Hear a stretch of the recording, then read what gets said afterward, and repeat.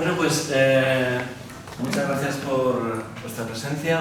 Empezamos las 25 Jornadas Internacionales de Música Coral de Astillero, Guarnizo, que es un número mágico, un número redondísimo. Empezamos con la presencia de María Loizaga.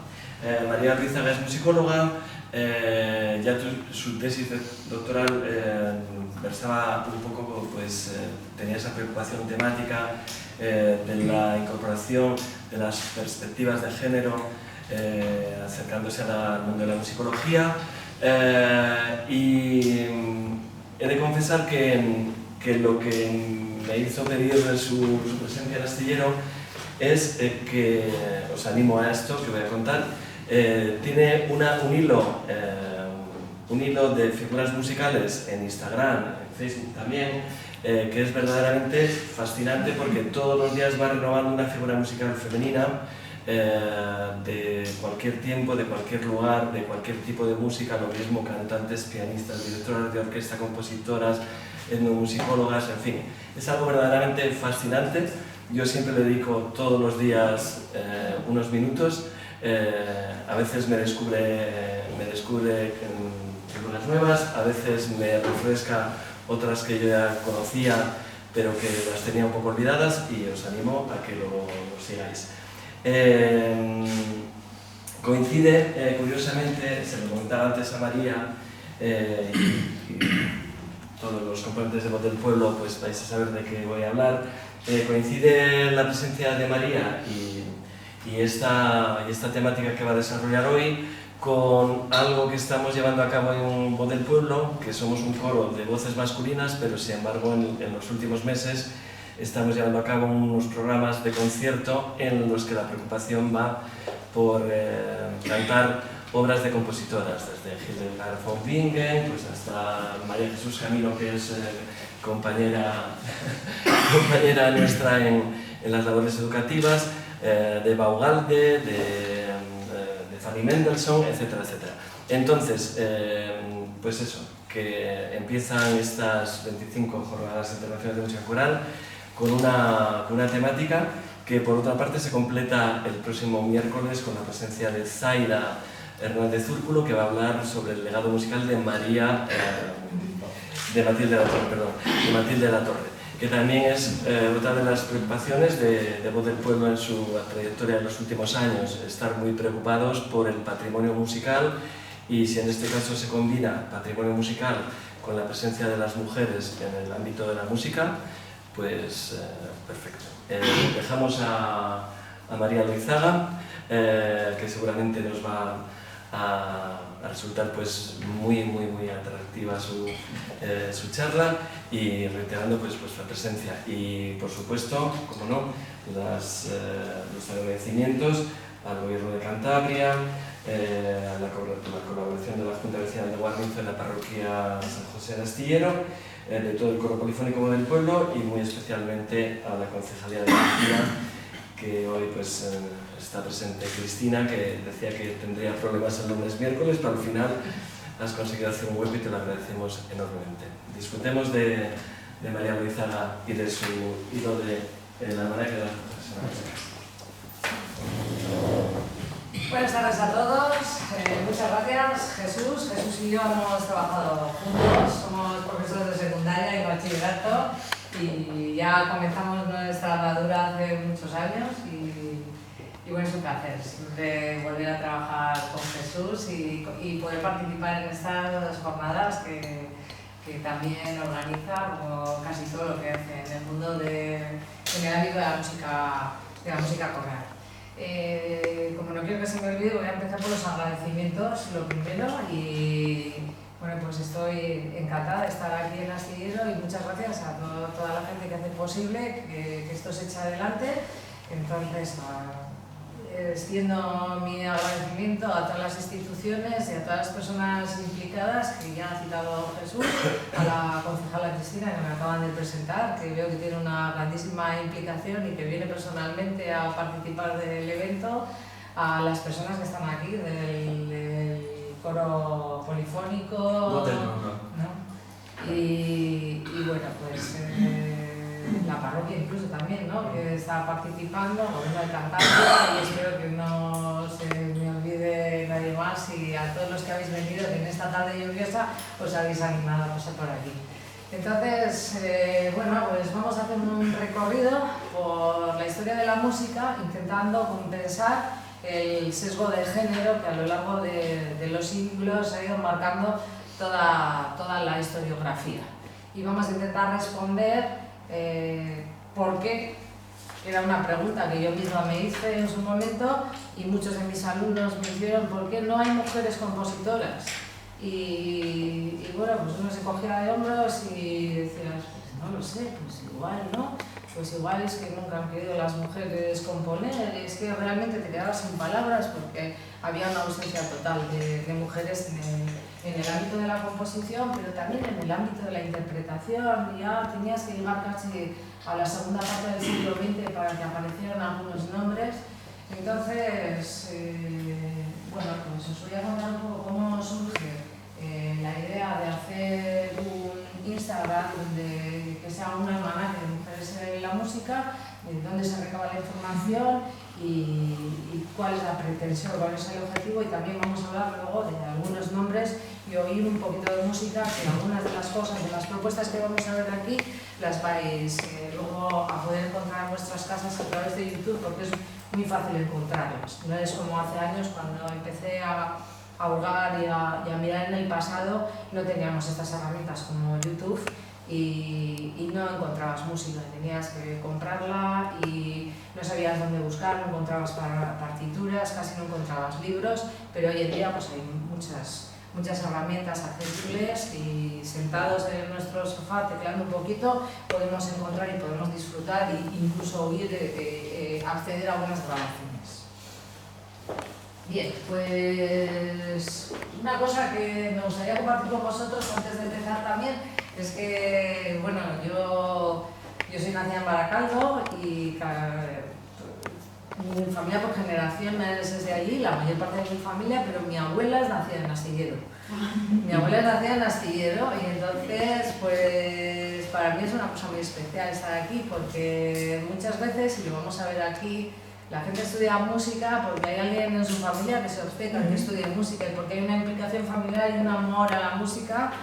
Y bueno, pues en mi familia, mi madre fue la que se empecinó en que yo estudiara piano porque ella decía que no había podido estudiar música y quería que su hija estudiara música.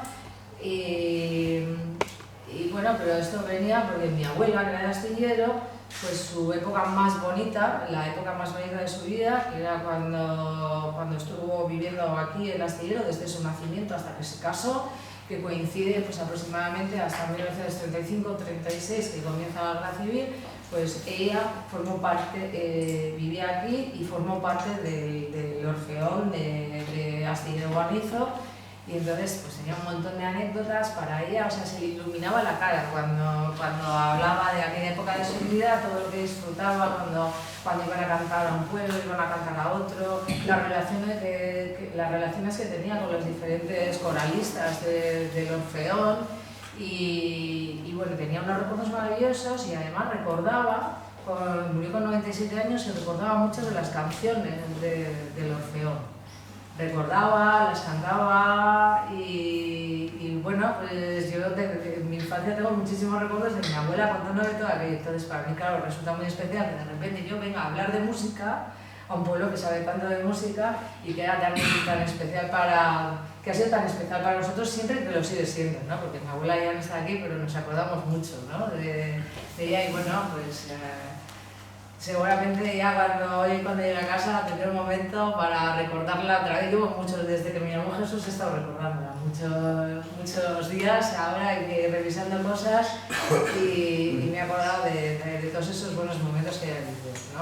Hasta que, bueno, pues todo esto se acabó cuando pues, me vino la guerra y luego la posguerra y bueno, pues y se tuvo que tomar otro rumbo en su vida y abandonó Astillero y bueno, y esa es otra historia. Así que no, pues comenzamos con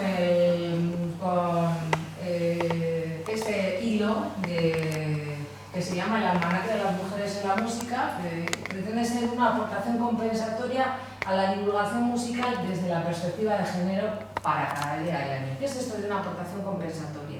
Bueno, no es un término que se me haya ocurrido a mí.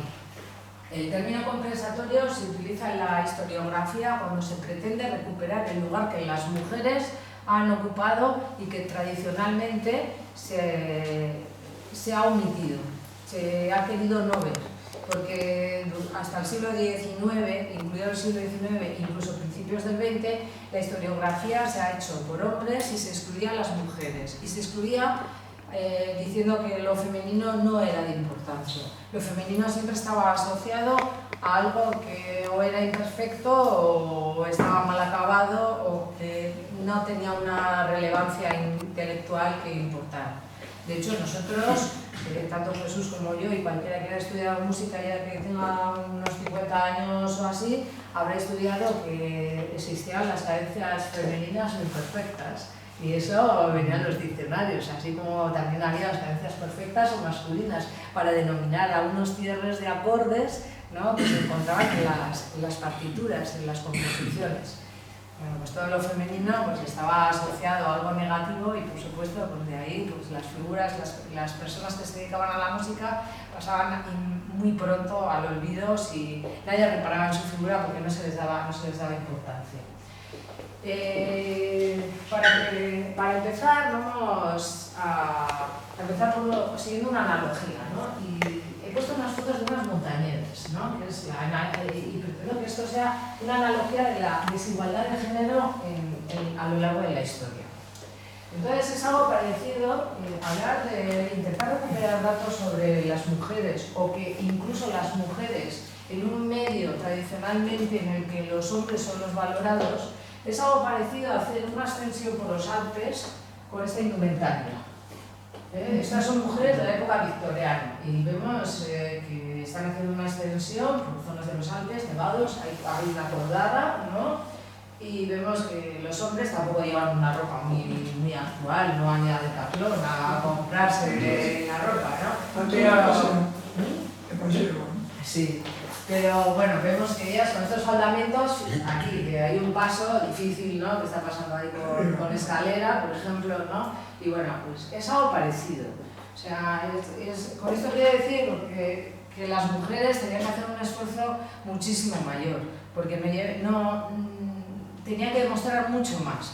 Porque de la misma manera que lo último que se nos ocurriría llevar hoy para hacer una ascensión de estas características sería una indumentaria con esos fundamentos, o como cuando montan a caballo, ¿no?, que tienen que montar con las dos piernas hacia un lado y no a horcajadas, que sería lo más normal.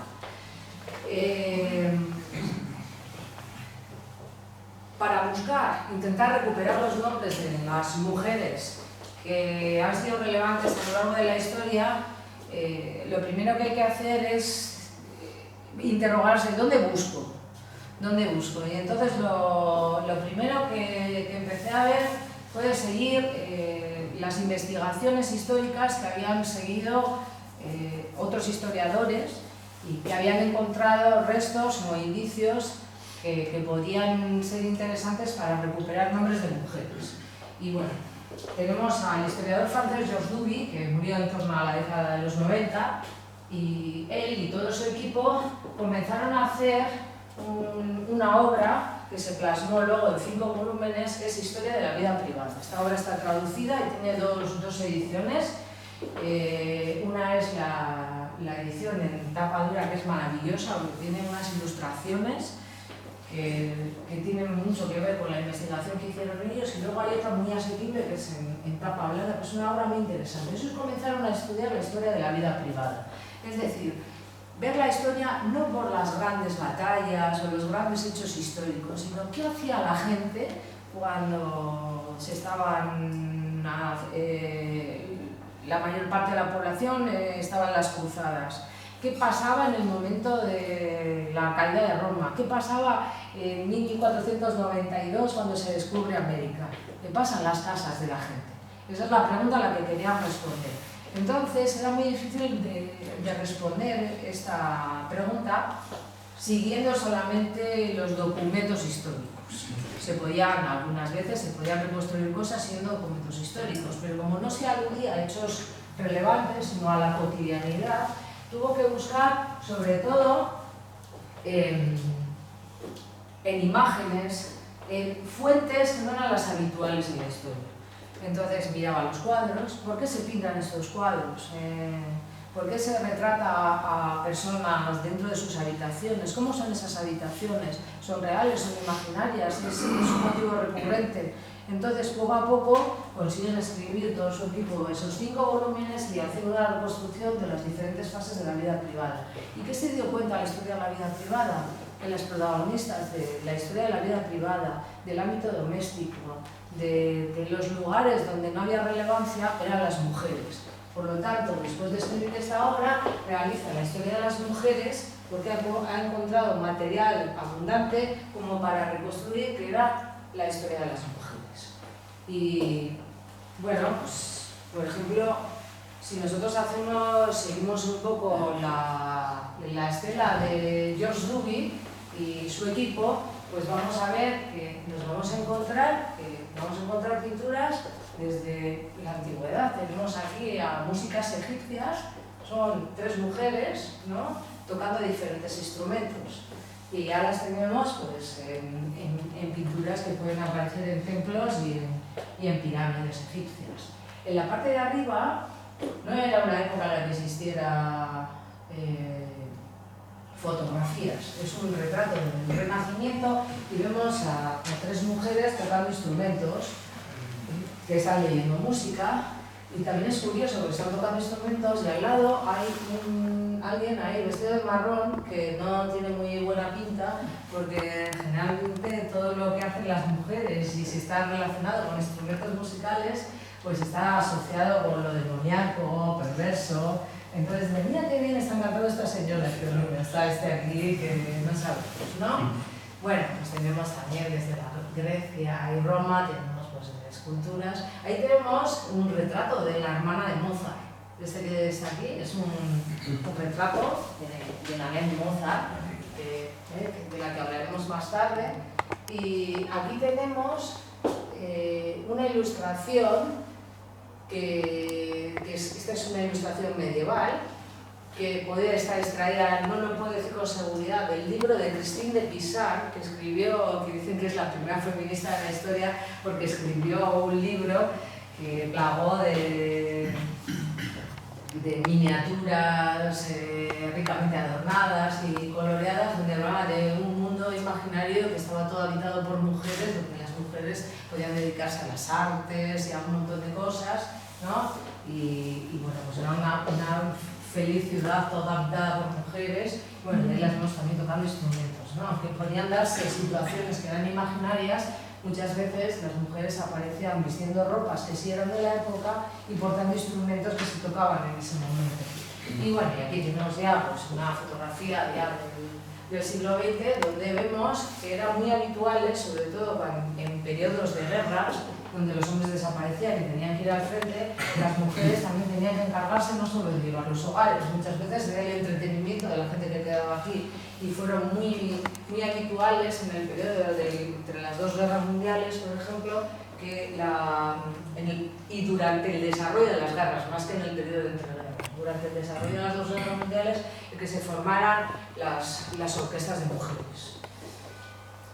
Pues esto es lo que, solamente viendo una serie de fotografías, pues se puede ir reconstruyendo poco a poco. Hay más fuentes. Otra persona que nos puede ayudar a la hora de recuperar o intentar reconstruir, que era lo que hacían las mujeres en la música, es Lorenzo Bianconi. Lorenzo Bianconi es un musicólogo que todavía está vivo, está jubilado, es un profesor emérito de la Universidad de Bolonia, y él no escribe sobre mujeres, pero escribió, dio un giro a la hora de hacer los estudios musicales y los contextualizó. Por ejemplo, él cuando intenta hacer la historia de la ópera en Italia, reflexiona mucho cómo influyen los diferentes mecanismos de producción, el contexto que hay, las penurias que pueden pasar las diferentes compañías de ópera para que un estilo operístico pueda prosperar o se desvanezca. ¿Por qué un autor ha tenido éxito? Si puede seguir, si la compañía no resiste más. Durante un montón de tiempo, compañías italianas empezaron a viajar por toda Europa, desde el siglo XVII aproximadamente, y donde no existían teatros podían hacer sus representaciones operísticas en la calle. En ese momento las óperas tenían que ser recientes, no era como ahora que decías, ay, voy a ver Tosca o voy a ver La Bohème. No, tenían que ser siempre nuevas. No, esa ya la he visto, quiero ver otra, ¿no?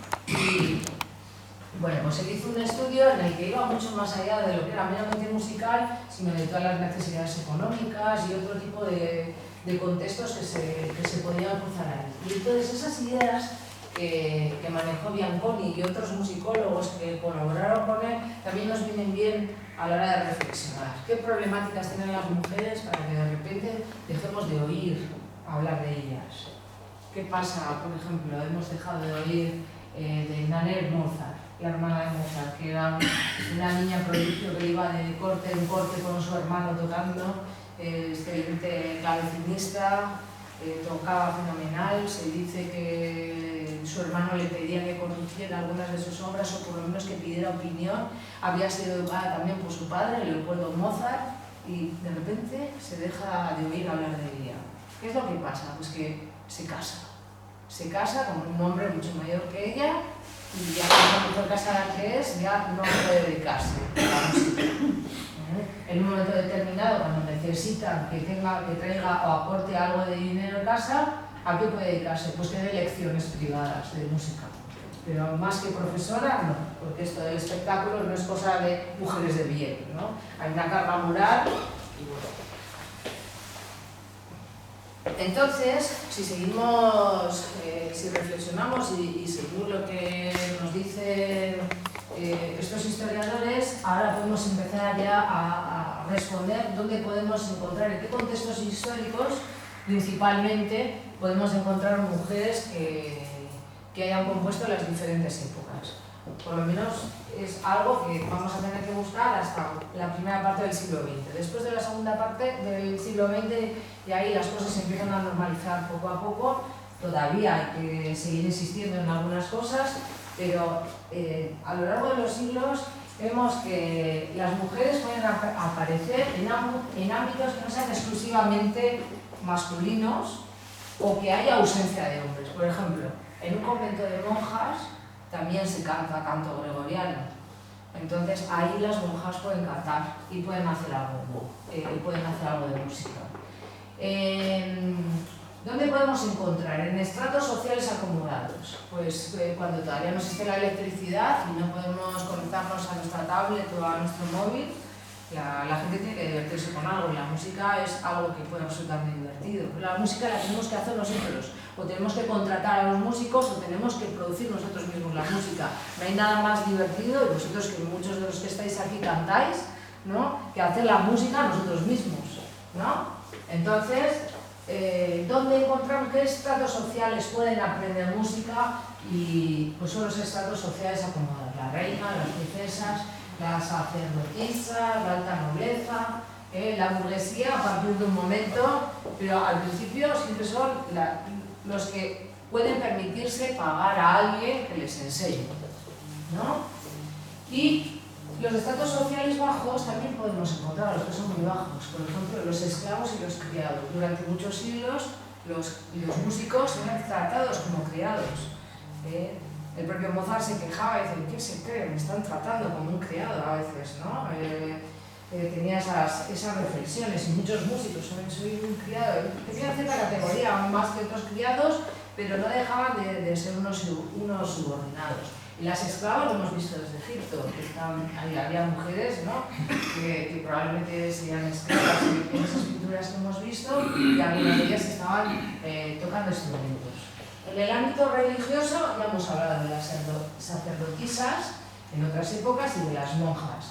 Bien, en un lugar donde podemos encontrar que es gente que son trabajadores y todo el mundo puede aprender música, es en las familias de músicos, estas compañías operísticas que van girando por ahí.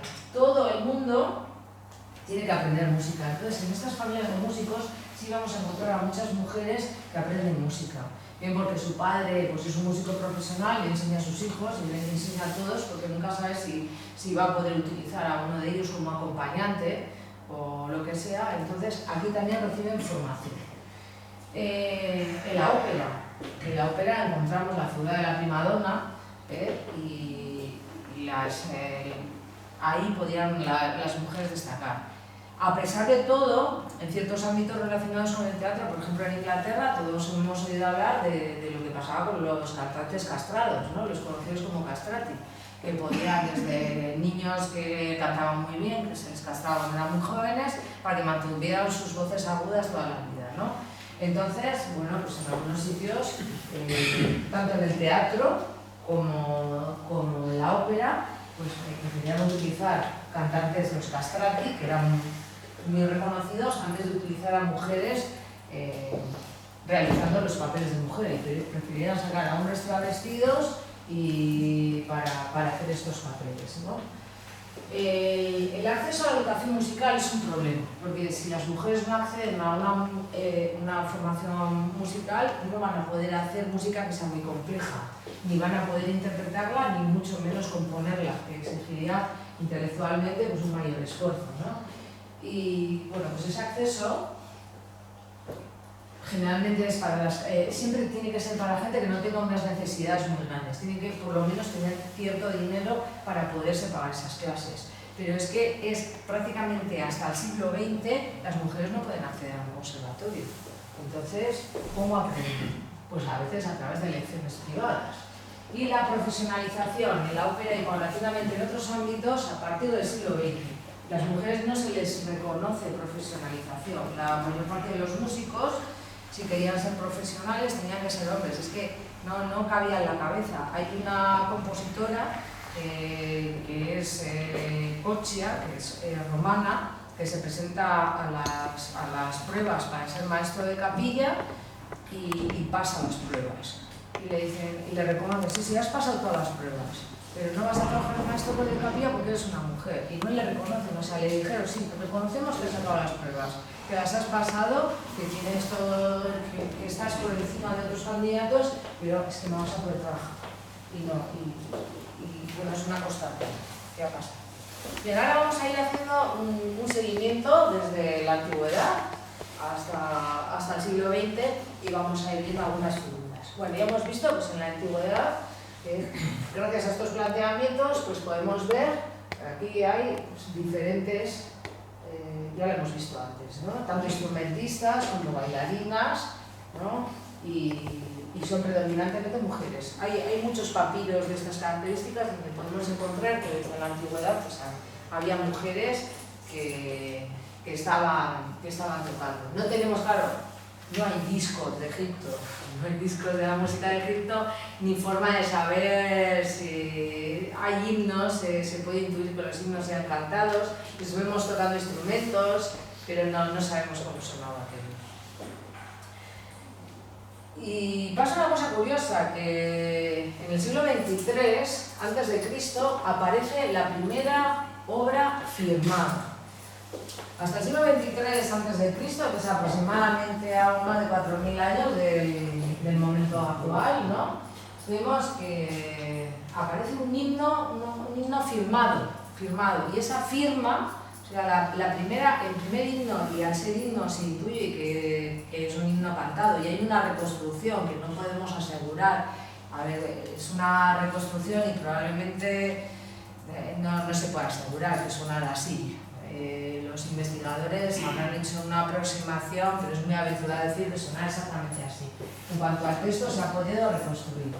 Pues la primera obra literaria que está firmada por una mujer que se llama Eneduana, que está representada, aquí la vemos, bueno, que está representada de una manera más romántica, más propia del siglo XIX o finales del XIX, y aquí la vemos que está representada, ¿no? Tradicional, de una forma como en la antigüedad, y era una princesa, lo que hemos estado viendo antes, ¿no? Sacerdotisa, astrónoma, y es la primera autora de la historia.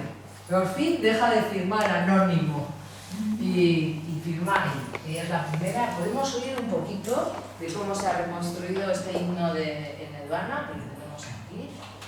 Vamos a pasar.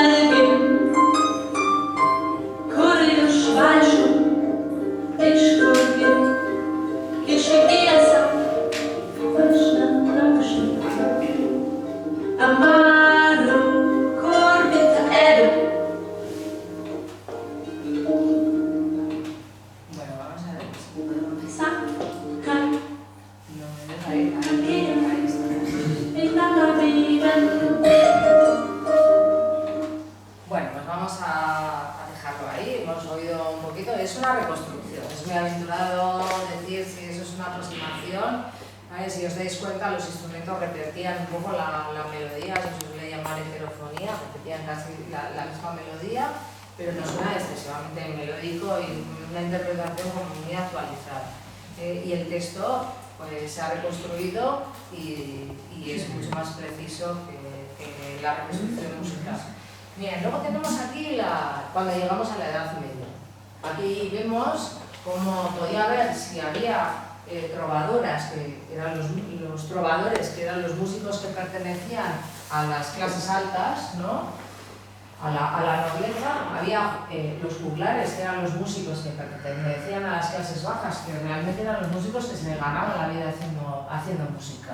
Y luego estaban los religiosos, que eran realmente los que estaban construyendo musicalmente lo que son los pilares de la música actual. Porque primero empezaba la escena del canto gregoriano, luego empezaron a desarrollar la polifonía en sus diferentes fases.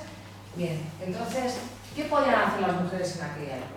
Pues aquí tenemos a las damas que podían hacer lo mismo que los trovadores, no tenían una necesidad de componer, pero generalmente podían recibir formación, como además en la parte de la Edad Media, que está más alejada de nosotros, el que el noble fuera alguien educado y que no fuera una persona embrutecida podía estar mal visto, pero que una mujer lo fuera no estaba mal visto. Sí que es verdad que si se toman algunos textos de las trovadoras, las trovairits de la época, se ve que los textos no suelen ser igual que los de los hombres.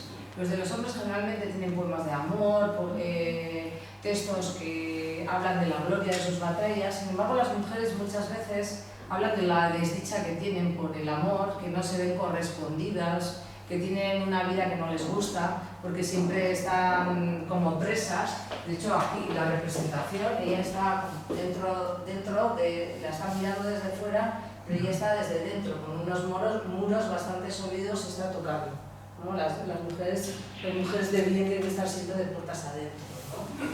Aquí vemos lo que podría ser una juglaresca, que muchas veces se presentan todos con los pelos así de cualquier manera, porque sería lo más parecido a un músico profesional, entre comillas. No estaban los músicos profesionalizados como tal en aquel momento, pero los juglares eran un poco bohemios que iban de pueblo en pueblo, iban a cambio de algún beneficio económico, podían montar un espectáculo musical o de variedades. Entonces, probablemente en esos grupos habría mujeres también. Bueno, probablemente no, porque también hay representaciones en las que podría haber mujeres. Vemos que ahí esta mujer tiene velo, tiene los cabellos cubiertos, con lo cual pues, está bastante ordenada según la moralidad de la época. Otras veces, en representaciones de juglarescas, vemos que tienen todos los pelos así sueltos, ¿no? Que eso estaba, pues, se consideraba que no estaba bien visto porque era como muy descocado, que una mujer fuera con todos los cabellos sueltos. Y aquí tenemos a las monjas, porque en los conventos de monjas no hay hombres, entonces ahí tendrían que cantar.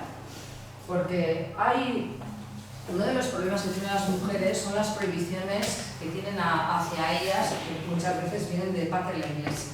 Por ejemplo, en el caso de las mujeres hay una epístola de San Pablo que dice: las mujeres callen y hagan lo que dicen sus maridos, pues no es decoroso que la mujer hable en la asamblea.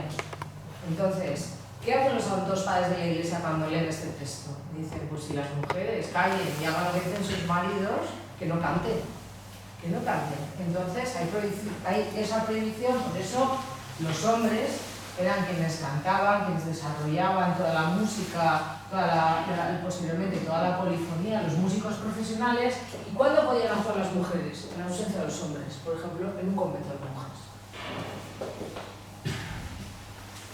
Y bueno, pues dentro de... sí que es una constante que cuando encontramos figuras musicales relevantes, aparecen figuras, las figuras que aparecen, como es el caso de Hildegard von Bingen, que es una gran intelectual de momento, pues es que es asombroso, porque la pregunta que te haces es: bueno, pues esta mujer, ¿cómo pudo sortear? ¿Qué talento podía tener para sortear tales impedimentos que había en la época? Bueno, pues esta mujer, que es una de las compositoras más famosas de la monofonía sacra, porque componía algo parecido al canto gregoriano, pero el canto gregoriano, si alguna vez habéis cantado, vosotros que aquí hay muchos coralistas, ¿no? Se canta una sola voz, ¿no? Aunque seamos 40, todos cantamos lo mismo, ¿no? Entonces tiene un ámbito bastante reducido, entre 5 y 6 notas, no subimos mucho más que eso, ¿no? Resulta así un poco como monótono, ¿no? Y vamos a cantar. Pero Hildegard von Bingen, como era santa, tenía visiones, entraba en éxtasis, pues parte de algo parecido al gregoriano, pero claro, va subiendo el ámbito, ¿no? Entonces se ve cómo de alguna manera en sus partituras pues transmite ese éxtasis. Es muy curioso porque no solamente es una de las compositoras más famosas de la Edad Media, sino que hay un montón de compositoras que han tomado citas, o sea, melodías suyas para luego componer. Por ejemplo, en la década de los 90 pude asistir al evento del Congreso de Mujeres en la Música en Friuli, en Italia, y ahí estaba María Luisa Uzaita, que era la presidenta de una compositora, que era presidenta de la Asociación de Mujeres en la Música de España, con quien tuve la oportunidad de trabajar hace muchos años, que ya falleció, y presentó, una de las composiciones que presenta, esta parte de una melodía de Hildegard von Bingen. Entonces vamos a ir un poquito a esta melodía. A ver. Pues no hemos podido ir, claro. Vamos a ver si me deja, porque tengo un plan B, porque nunca sabes cuándo vas a oír las melodías. Vamos a ver un poquito. A ver si nos deja. Pues a veces mi plan B es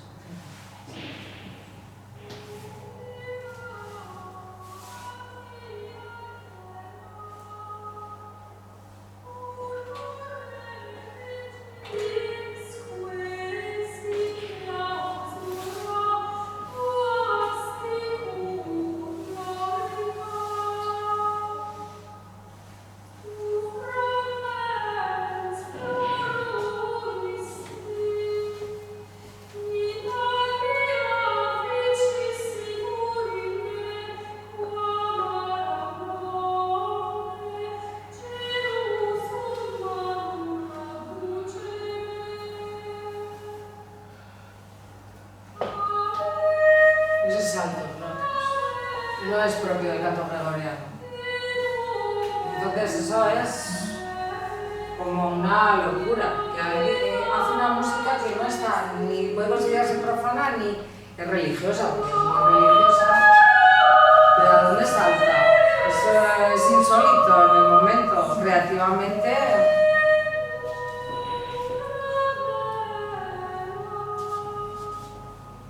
Bueno, pues esto, si tecleáis Hildegard von Bingen, podéis encontrar un montón de música de ella en YouTube. Discos completos podéis encontrar. Y vamos vamos a continuar y nos vamos.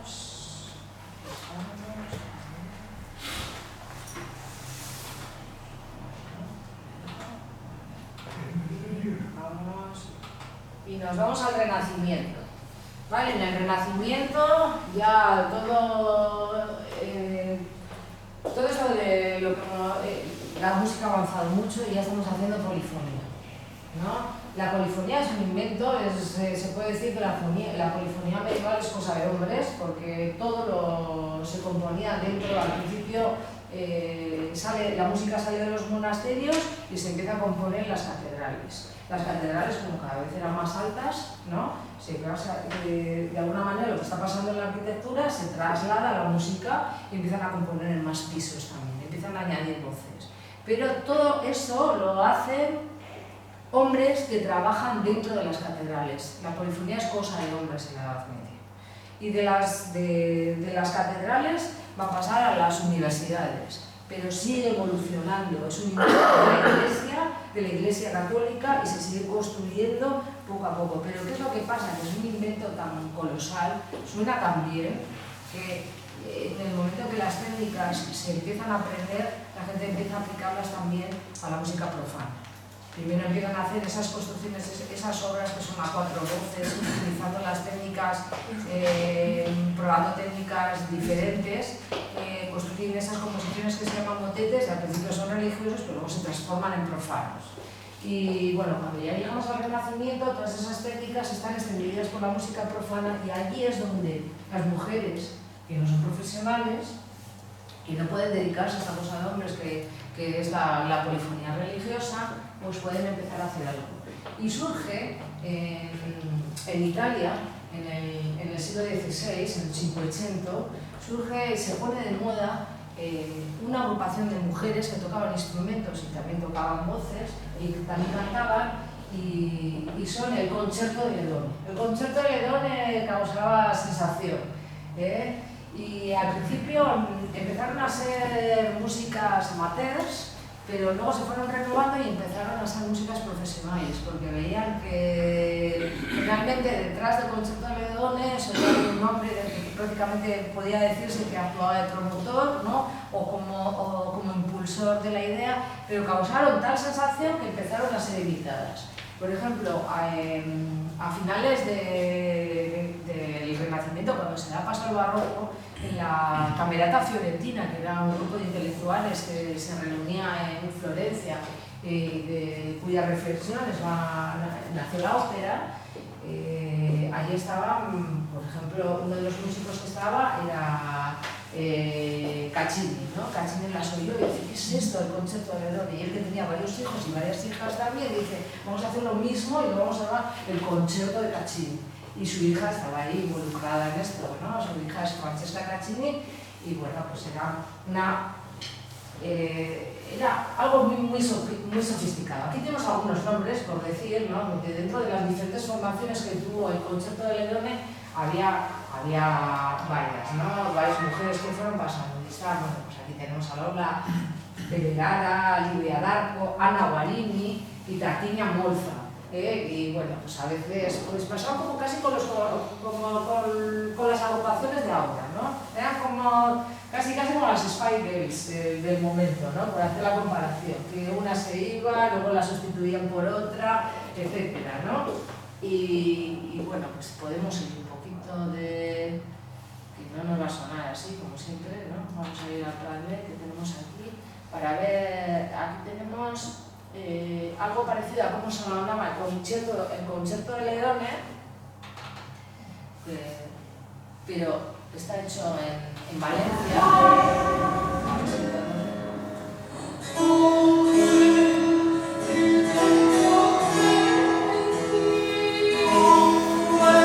A veces eran acompañadas con una flauta.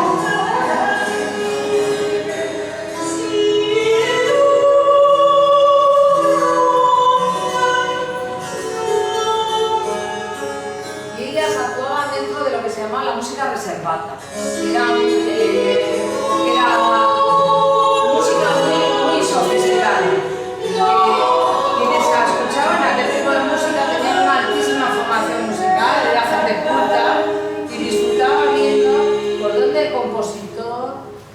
que podía haber ido construyendo esas líneas musicales.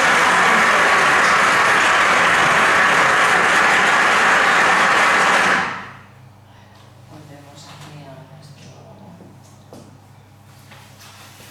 Estamos aquí y bien, nos vamos ahora, seguimos del Renacimiento, pasamos al Barroco, ya la ópera está inventada y os acordáis de cuando teníamos la gente que no pertenecía a estratos sociales elevados, pero que tampoco tenía reputación, ¿no? Por ejemplo, las cortesanas. Las cortesanas, aquí tenemos a Bárbara Strozzi, que claro, yo muchas veces veía la representación de Bárbara Strozzi y yo decía, bueno, qué escotada sale, ¿no? Porque sale ahí con el corte enseñándolo todo, ¿no?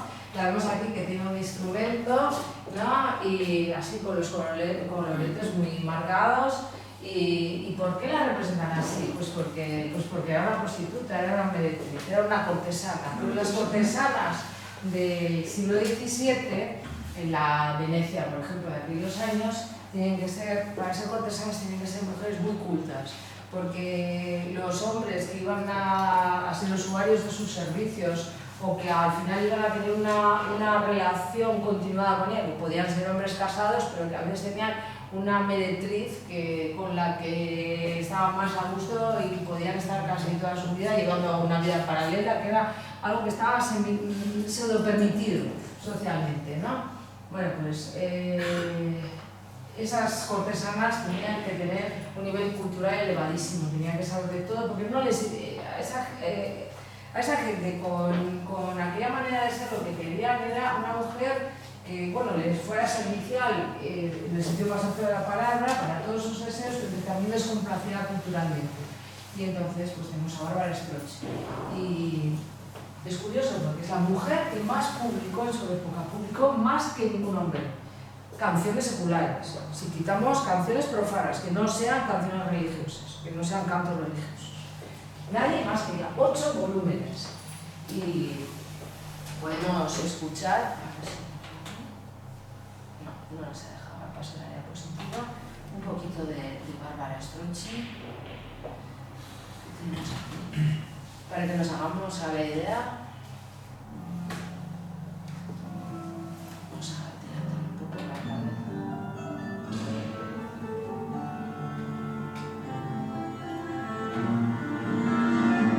Vamos a dejarnos llevar un poquito por la música de Bárbara Strozzi.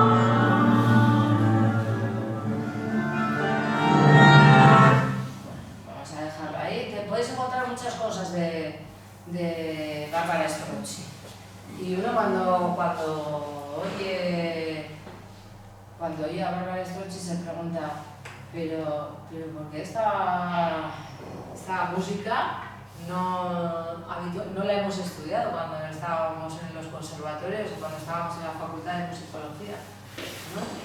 Pues, pero ¿qué tiene esto que no tenga un compositor relevante del barroco, ¿no? Vamos a ver si esto...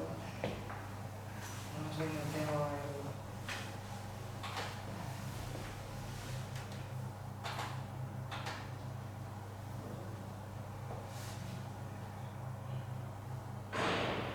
Bueno, pues lo vamos a ver así, aunque no quede tan chulo, ¿no? Porque...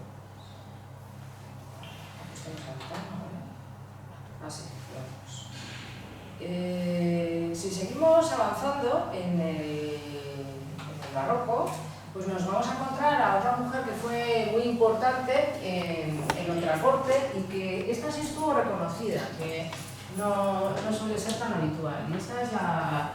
Y esta es Elisabeth Jacques de la Guerre, que bueno, se movió en la corte francesa, donde ya estaba el todopoderoso Jean-Baptiste Lully, que era el encargado de llevar de montar las óperas ballet, y prácticamente no dejaba que nadie más le hiciera sombra. Esta vez se pudo hacer un hueco porque como una mujer, pues igual no era importante lo que hacía. El caso es que, bueno, pues pudo vivir como música y pudo desarrollar pues una actividad musical durante un montón de años sin llegar a la corte. Y es un caso muy poco habitual. Es una música típicamente del barroco francés que también es fácil de encontrar en internet.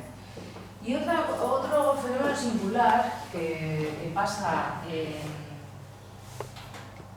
en la música del siglo XVIII, en la primera parte del siglo XVIII sobre todo, es lo que pasa en los orfanatos venecianos,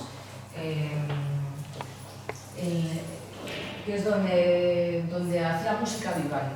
Los orfanatos venecianos, en Venecia había muchos orfanatos, porque como Venecia era un lugar donde la gente lo pasaba bien y había bastante opulencia, y luego poco a poco el declive de Venecia fue yendo muy paulatinamente, ¿no? Pues entonces la gente se lo pasaba bien, disfrutaba, y como consecuencia pues solía haber muchos hijos no deseados. Y cuando había muchos hijos no deseados, pues entonces se tenían que abandonar. Y todos sabemos que históricamente en diferentes partes del mundo, cuando sobran niños, pues sobran más las niñas que los niños. No resultaba práctico tener muchas hijas, era más fácil que abandonaran a las niñas que a los niños. ¿Por qué? Porque los niños los puedes poner a trabajar, pero las niñas no podían desarrollar una actividad profesional. Entonces daban problemas. Y donde la desigualdad era muy grande, porque había gente, élites que vivían muy bien, pero un montón de gente pobre, al final había muchos más orfanatos de niñas que de niños. También pasaba otra cosa, que como los niños podían empezar a trabajar pronto, en un orfanato a los niños con 8 años se les podía llevar a talleres para que desarrollaran una actividad profesional, comenzaban a trabajar de aprendices, y del orfanato ya podía prescindir de estos niños a partir de los 8 años. Ya les formaba un poquito y a los 8 años empezaban a trabajar. Pero las niñas no, las niñas no podían empezar a trabajar, tenían que seguir manteniéndolas hasta su mayoría de edad, aproximadamente en torno a los 18 años. Entonces, en uno de estos orfanatos, en el Hospital de la Pietà, que está muy cerca a la salida del Gran Canal y muy cerca del Parque Ducale, se puede visitar la iglesia, hay conceptos todavía. Había un cura que se encargaba de pasar, era el cura de ese orfanato, y ese cura se llamaba Antonio Vivaldi. Vivaldi era el cura y se encargaba de ese orfanato. Casi siempre, si podía, eliminaba las funciones que tenía que hacer de cura, pero ¿cómo podían subsistir los orfanatos? Los orfanatos estaban gestionados por un patronato, y el patronato lo que quería era rentabilizar todas aquellas niñas que tenía, ¿no? Entonces las ponía a trabajar. ¿Y cómo las ponía a trabajar? Pues las enseñaba música y luego hacía conciertos. Entonces, en el caso del orfanato, lo hacían todos los orfanatos, y en el caso del orfanato que trabajaba con Vivaldi, el Hospital de la Pietà, pues claro, tenían la suerte de que tenían un músico como Vivaldi, y los conciertos que ahí se organizaban eran pues interesantísimos, y empezaron a venir pues reyes, emperadores, nobleza de todas las partes de Europa. Y bueno, pues yo lo que quiero subrayar es que las chicas del Hospital de la Pietà no pasaban ningún castigo. Cuando las abandonaban allí y el hospital se tenía que hacer cargo de ellas, nadie decía: a ver, voy a ver prueba de acceso, selectividad, ¿cantas bien, cantas mal? No, eran bebés ahí abandonados. Yo siempre que comienza el curso a mis alumnos les digo, todos, si ponemos un poco de empeño, podemos conseguir unos logros más que notables.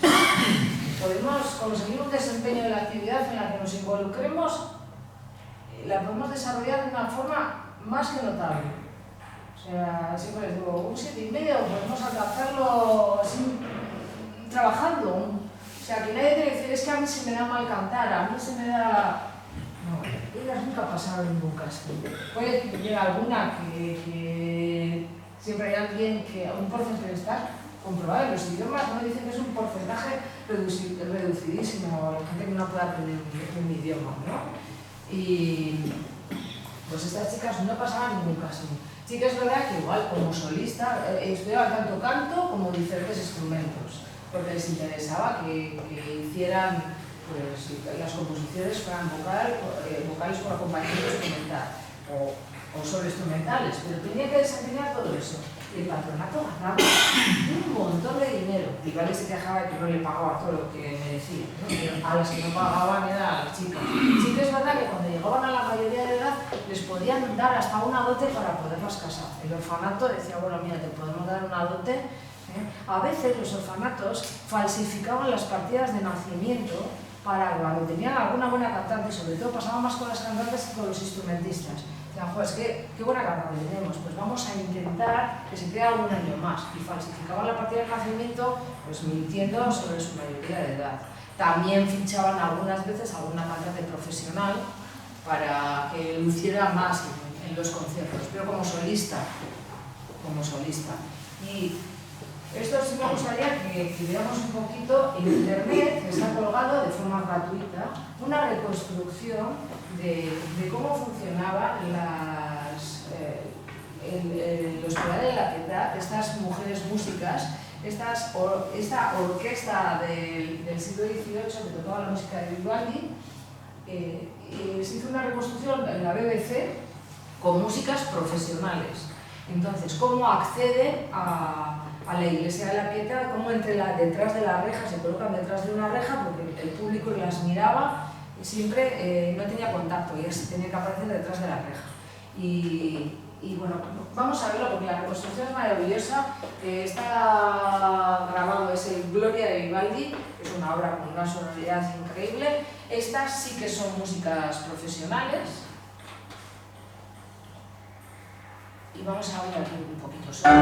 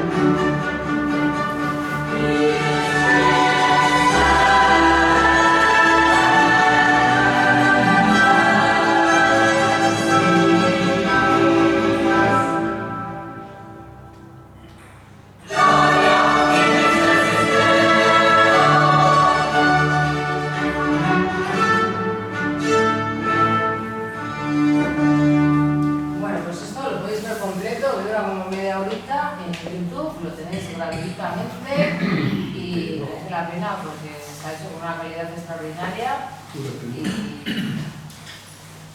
Y bueno, pues poco a poco vamos a la segunda parte del siglo XVIII, nos metemos en pleno clasicismo y vamos a ver, aquí tenemos algunas de las representantes de las muchas representantes que podemos encontrar en el clasicismo. ¿El clasicismo que estaba en moda en la segunda parte del clasicismo?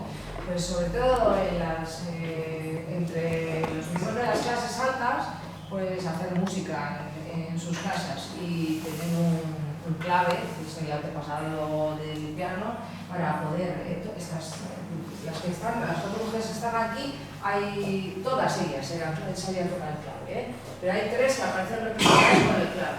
Aquí Ana Amalia, la duquesa de Sajonia y Weimar, está también apoyada en un clave. No se la ve muy bien porque le tapa la cabeza a María Martínez, pero todas ellas están con una moda bastante parecida, con sus pelucas y sus recogidos y tal, pues recibieron formación para poder tocar. Bueno, la primera es algo parecido a una Venus, es una duquesa, ¿no? Y es una duquesa de Sajonia y Weimar y fue mecenas, ¿no? Como generó una corte que bueno, pues iban un montón de intelectuales, músicos, entonces ella se formó y siempre estaba dispuesta y hacía sus pequeñas composiciones también de cámara, etc.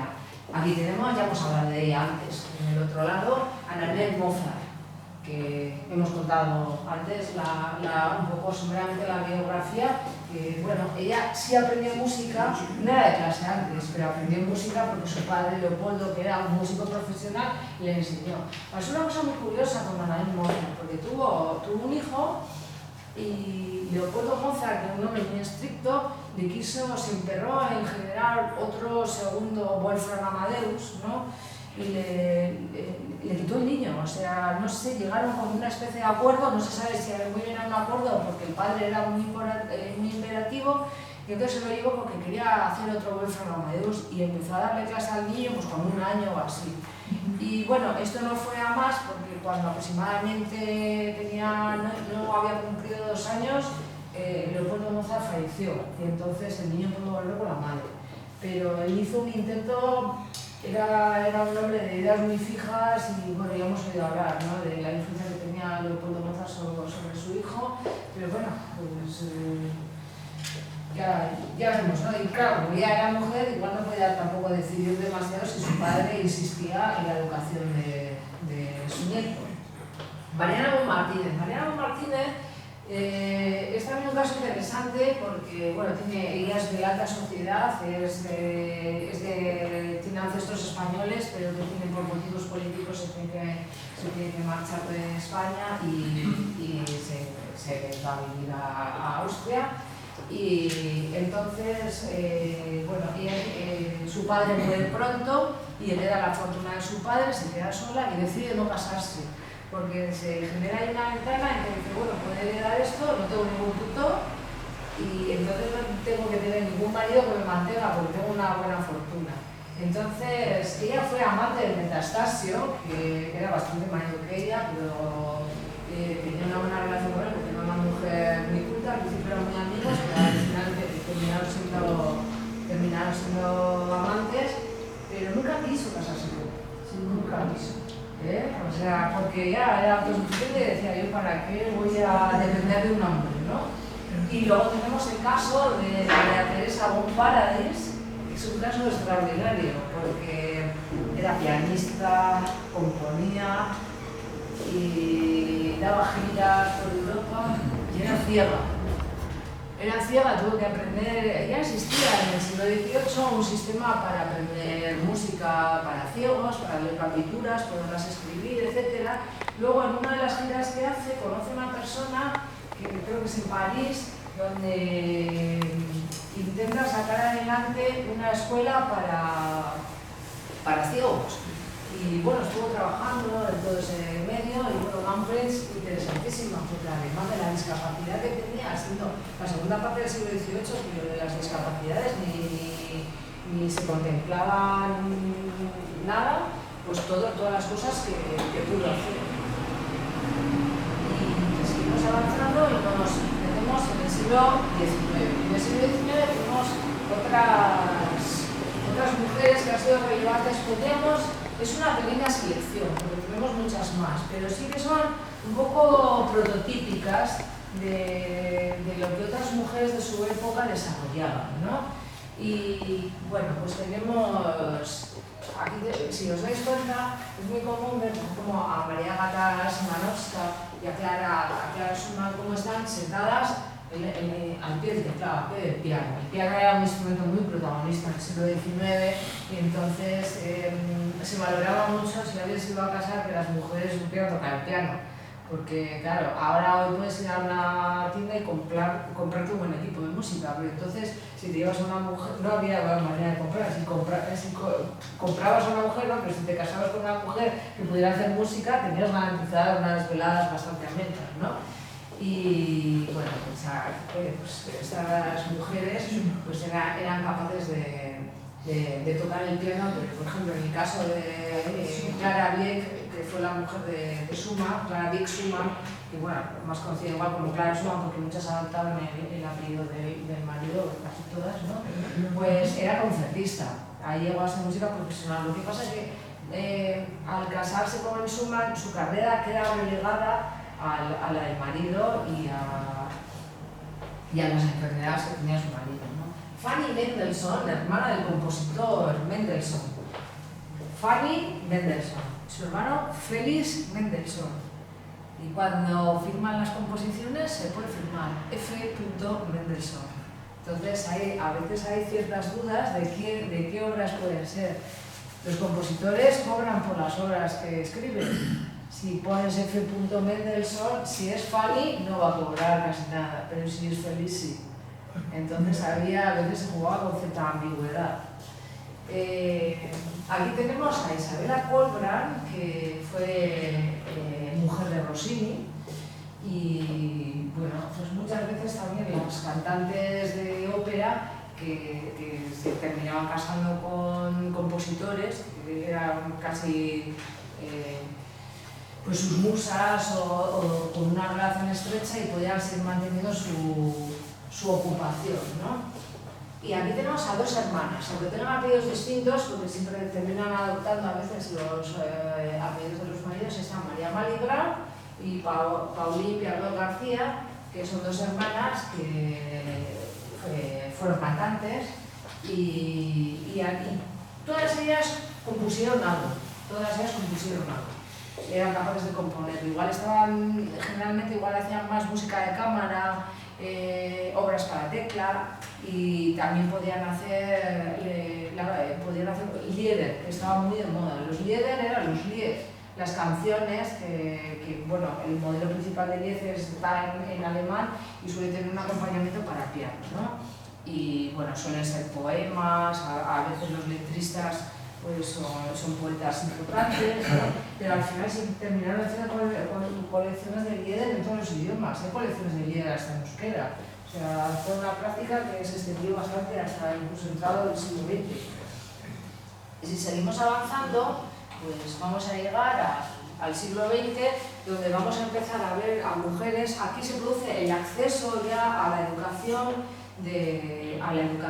musical de las mujeres, empiezan a poder acceder a los conservatorios y empiezan a profesionalizarse, y empiezan a acceder a profesiones que anteriormente no habían accedido, ¿no? Algunos nombres.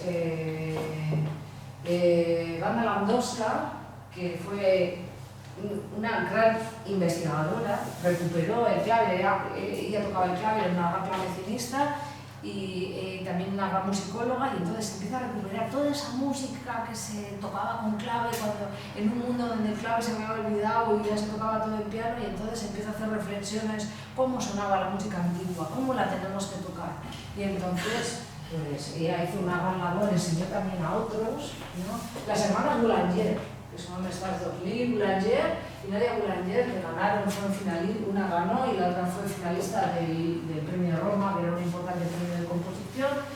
Lili Boulanger muere muy pronto, era muy prometedora, pero enferma y muere muy pronto. Y luego está su hermana Nadia Boulanger, que hizo todo lo posible sabía que su hermana no iba a tener una larga vida por la enfermedad que tenía, y ella hizo todo lo posible por intentar que compusiera y que aprovechara al máximo lo que le tocara vivir, pero Nadia Boulanger fue impresionante porque enseñó a tanta gente, ha sido una compositora que hay tantos compositores del siglo XX que han pasado por las clases de Nadia Boulanger, ella también ha compuesto muchísimo y bueno, fue una odisea también como su acceso cuando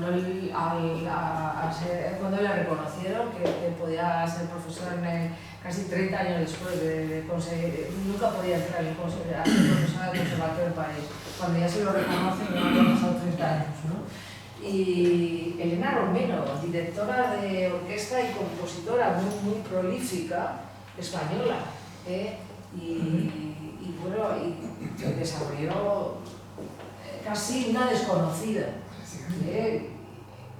Se empezó a recuperar su obra, pues, ha compuesto muchísimo y se empezó a recuperar su obra casi la década de los 90, un poco antes de que se muriera, porque María Luisa Oceida, que fue presidenta de Mujeres en la Música, le empieza a llamar y dice: mira, vamos a poner en marcha esas obras tuyas, vamos a tratar de que si no es a través de la labor de la asociación, se hubiese quedado ahí. Y yo creo que es alguien que se debería insistir más para recuperar su obra.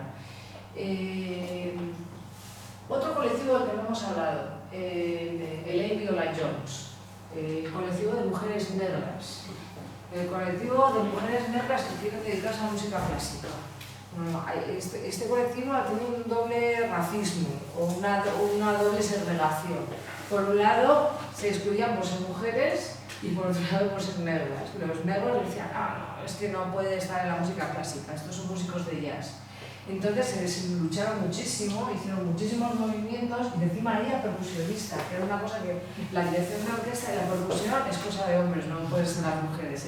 Igual hay determinados instrumentos, los instrumentos de viento metal, la percusión, parecía que eran cosas donde las mujeres no podían estar. Y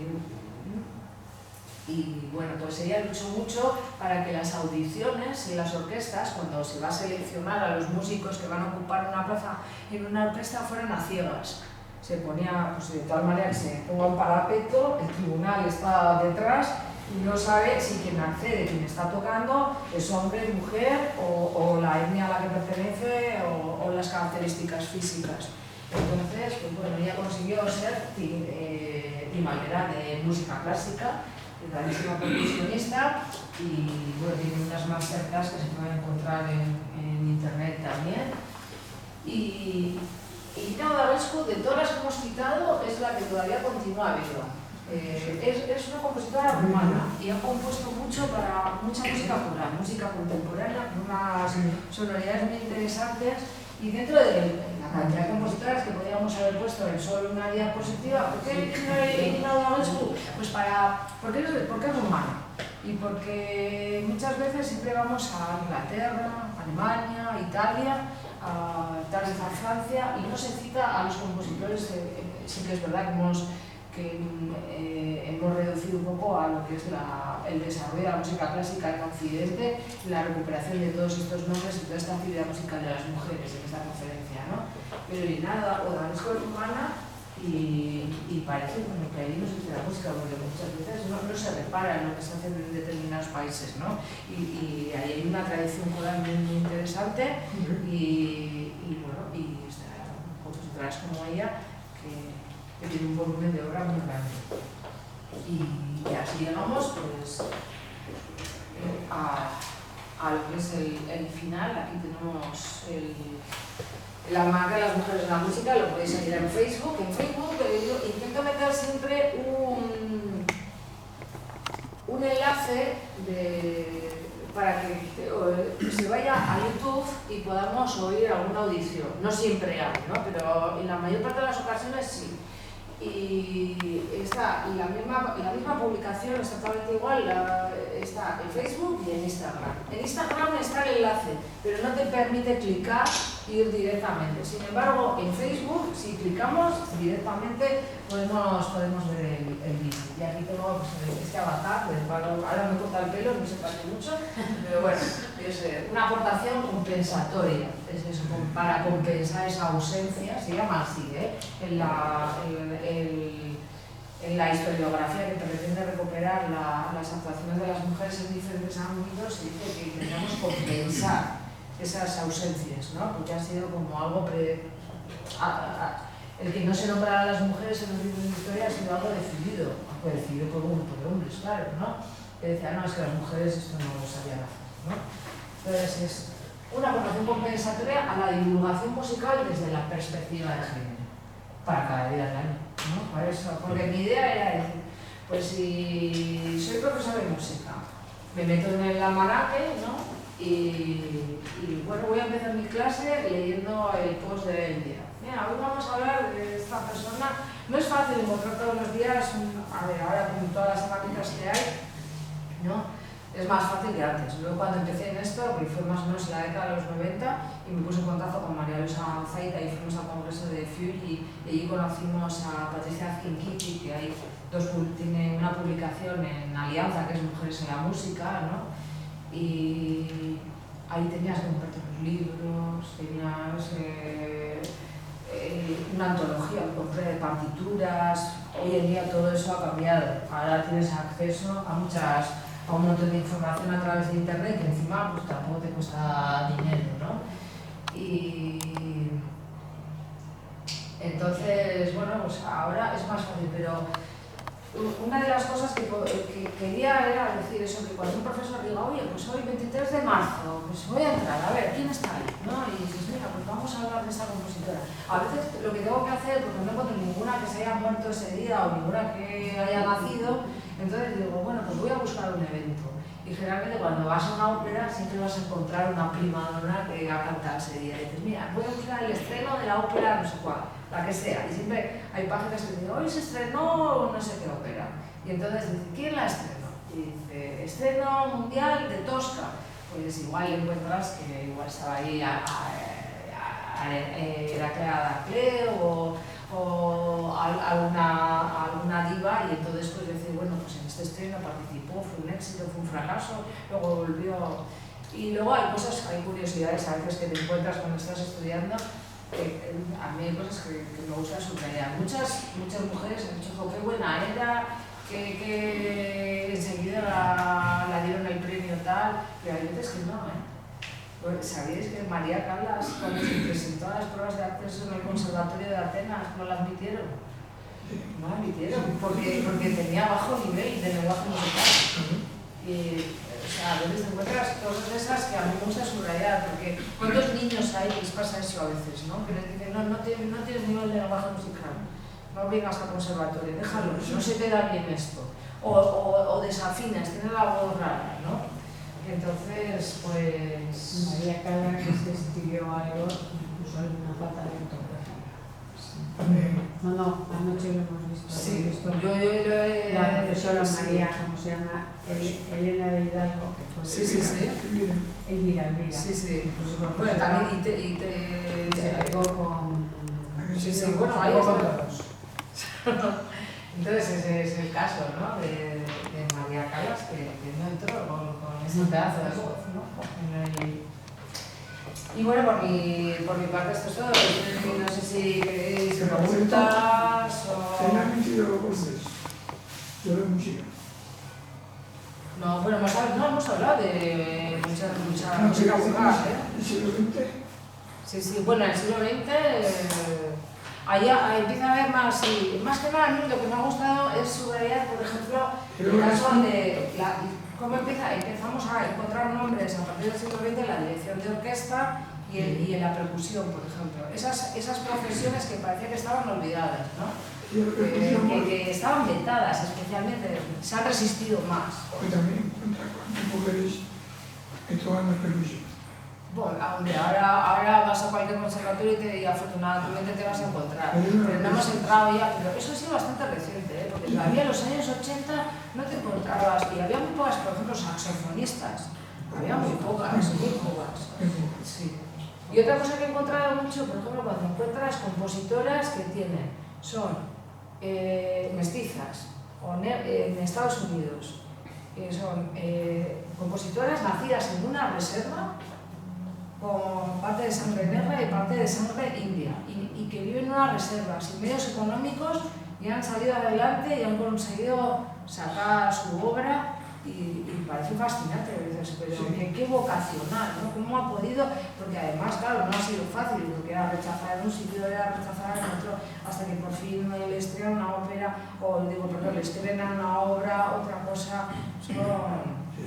Hay gente que sufre la segregación de muy diversas maneras, no solo por ser mujer.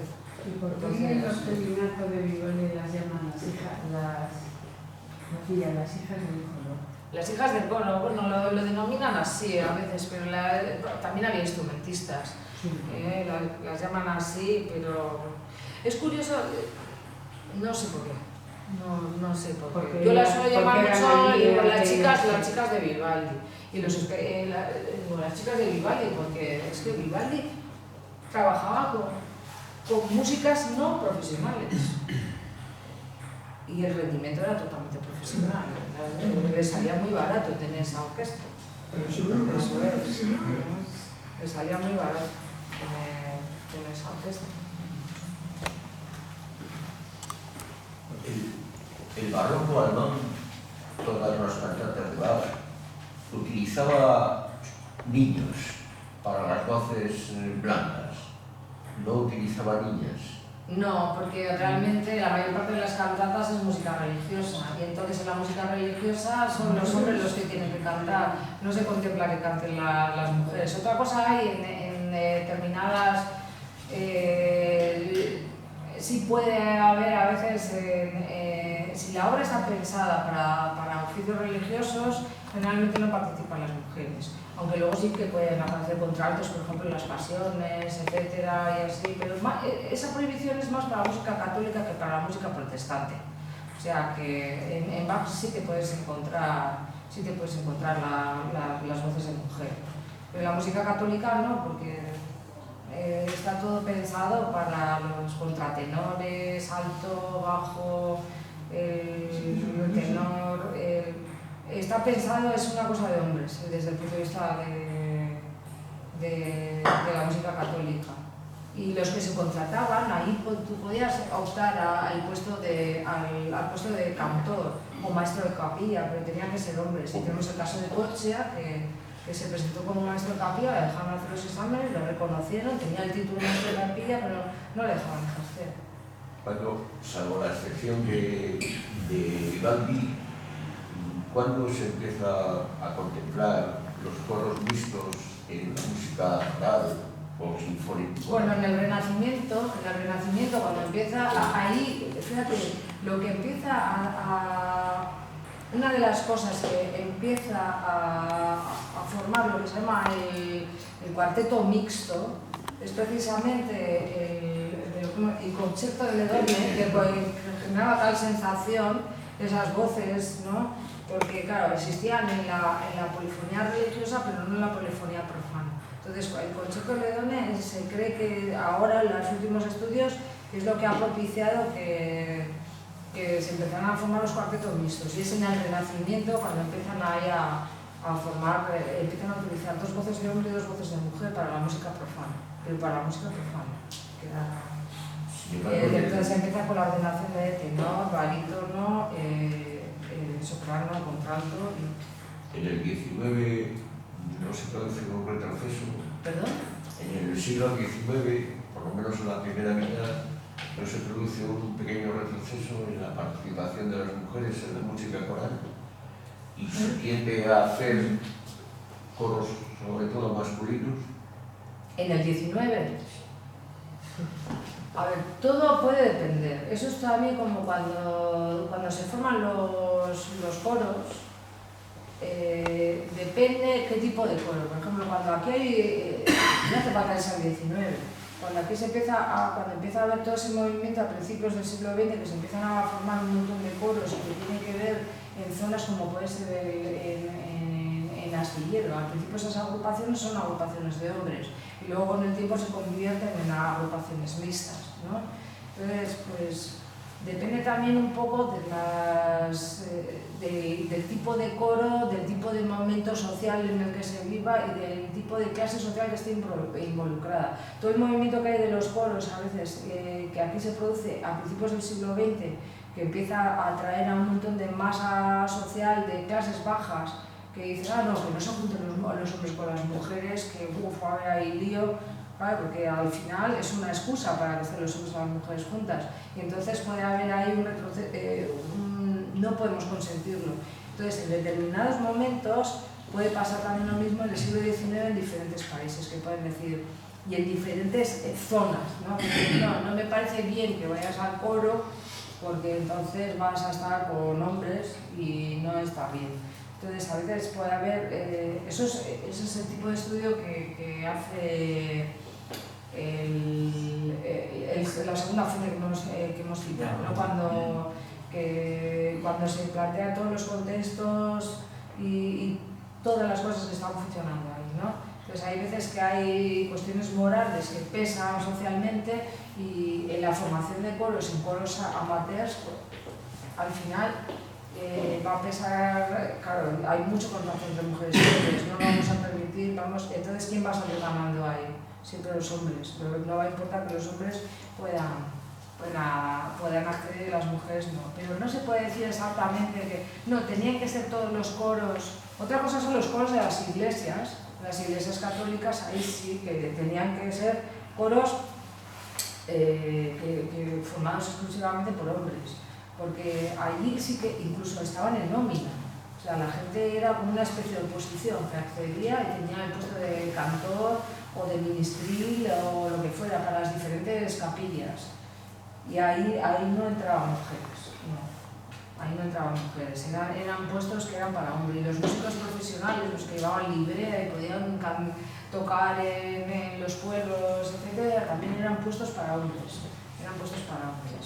Entonces, claro, al hablar de coros, como son coros amateurs, ahí puede haber un problema que digan, no puede. Pero sin embargo en la ópera sí se permitía.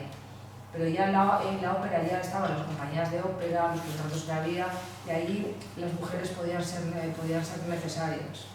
Y la ópera ha sido un sitio, por eso Patricia Kinkitti, que he citado antes, que publicó este libro que está en Alianza, traducido, y tiene otro maravilloso en italiano, que es el Almanacco de Le Donne Musiciste, de donde se coge la idea, que es el almanaque de las mujeres en la música, desde de Le Donne Musiciste en Italia, ¿no?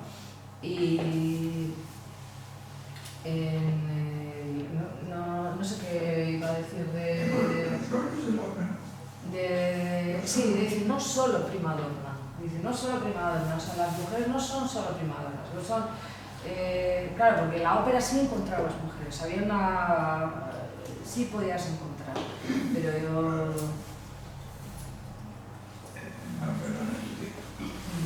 bueno, ahora la situación ha mejorado bastante, desde cuando estuve yo en los 90 ahora, eso no quiere decir que se tenga que reivindicar algunas cosas más, pero bueno, no estamos. Bueno, claro, nunca sabemos cuándo podemos entrar en un retroceso. Sí que es verdad que históricamente puedes decir, bueno, ahora mira, se ha conseguido esto y luego otra vez se vuelve para atrás, ¿no?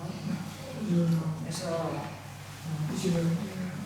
Yo creo, o sea, por terciar un poco en esta cuestión que me parece muy interesante, yo creo que ese retroceso está visto por lo siguiente. En el 19 las sociedades corales masculinas, ¿no?, explosionan. Es como lo de los coros en las fábricas.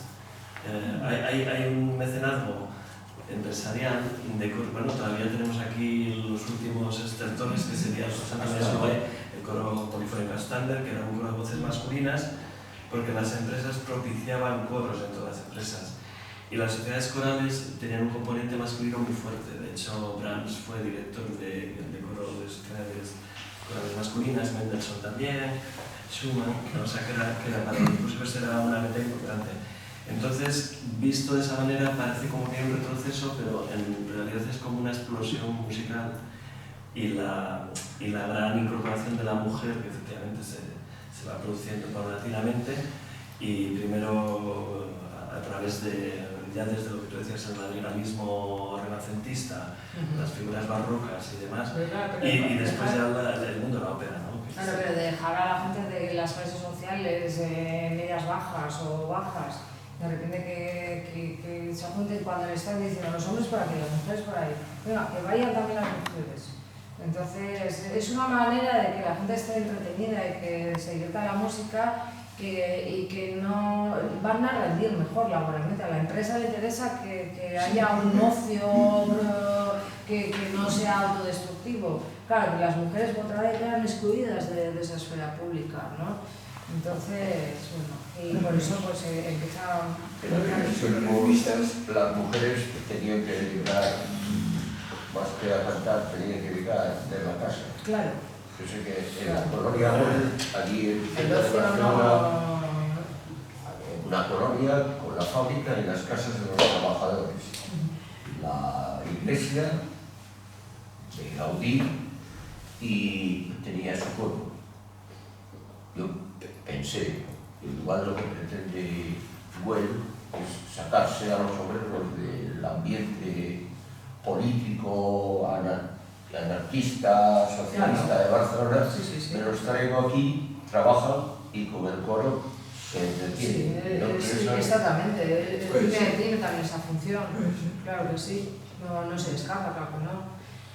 Y como dentro del anecdótico está que yo cuando se me ocurre hacer este almanaque, que bueno, son los primeros días porque no tenía ni idea de manejar esta banda, tampoco lo manejo mucho, no os penséis, y Facebook, y entonces bueno, se me ocurre, digo, igual puedo hacer una publicación, algo que pueda resultar divulgativo, y claro, había algo que me estaba ahí pivotando en la cabeza y era que este ha sido el primer año, en el concierto de Año Nuevo, donde no cantaron solo los muy famosos niños cantores de Viena, sino que en el concierto de Año Nuevo se sumaron unas niñas con ellos, y esa es la primera entrada del almanaque, porque es una noticia que de pronto en un concierto que venimos viendo y nos parece una cosa tan normal, no cantaban niñas.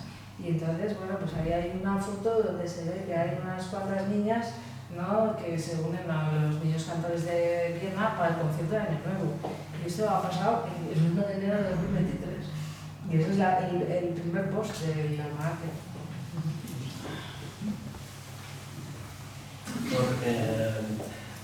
Ha salido Nadia Boulanger, por contar algo que es una figura muy querida en la música coral de Cantabria. Nadia Boulanger fue maestra de Miguel Ángel Samperio. Miguel Ángel Samperio ya era ayudante de cátedra en el Conservatorio de Madrid, de Carles Sotero, y entonces le dan una beca para ir a estudiar a París. Y siempre contaba Miguel Ángel que cuando llegó a la clase de Nadia Boulanger, que efectivamente por el aula de Nadia Boulanger había pasado Leonardo Bernstein, Copland, George Enesco, o sea, todos los mejores compositores del siglo XX han pasado por manos de Nadia Boulanger. Mujeres y hombres. Y dice que la primera toma de contacto con Nadia Boulanger fue la siguiente. Llegó y para el día siguiente le mandó llevar una fuga. Y Miguel Ángel pensó, esto es muy bien. Me dice, pero también me tienes que traer un movimiento de cuarteto y un esbozo de sinfonía. Y él decía que bajaba y que estaba cogiendo el metro y que las piernas le temblaban porque decía, pero ¿cómo puedo hacer yo esto en una noche? Era tremenda. Era una figura... Sí, pero es que se ve la cantidad de gente que cuando estás estudió con Nadia Boulanger, Es que 96 años creo que vivió. Sí, fue muy longeva, su hermana. Y además murió, hace poco ha salido una biografía de Nadia Boulanger, es fascinante. Porque además tocaba el piano, dirigía y aprendió primero música que a leer, porque ella es además de ascendencia rusa, eran hijas de príncipe, la madre era una princesa rusa, y entonces su lenguaje habitual era la música. Tanto Lili Boulanger como Nadia Boulanger eran Sí, sí, impresionante las dos. Sí. Eran músicas, pero o sea, De Fama y creo de Fa. por decir eso, una gozada. Os invito a que sigáis el hilo porque además se pueden recuperar cantidad de cosas. Sí, además son cortitos, ¿no? Sí, porque Instagram tiene el límite en las palabras y tiene que ser muy sintético. Entonces, y está un poco pensado eso para que mi idea era que muchas veces, bueno, venga, el compositor del día, ¿qué necesita? La compositora del día, ¿no?